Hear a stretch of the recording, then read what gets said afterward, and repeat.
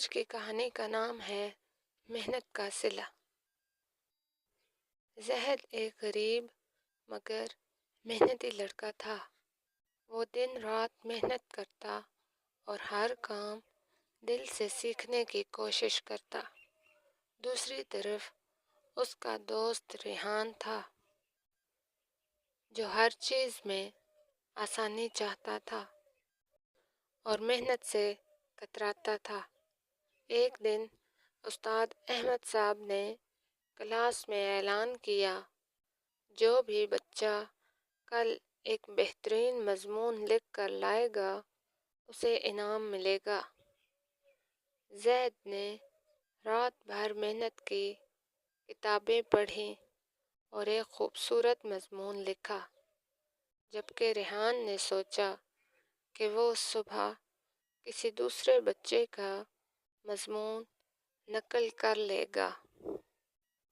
اگلے دن جب استاد نے سب کے مضامین دیکھے تو زید کا مضمون سب سے بہترین نکلا اور استاد نے اسے انعام دیا۔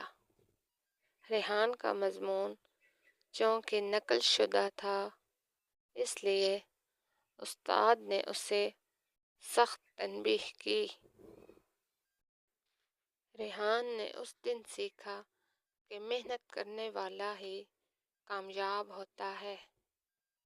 سبق: یہ کہانی ہمیں سکھاتی ہے کہ محنت اور ایمانداری ہمیشہ کامیابی کی طرف لے جاتی ہے، جبکہ آسان راستہ اپنانا ہمیں ناکامی کے قریب کر دیتا ہے۔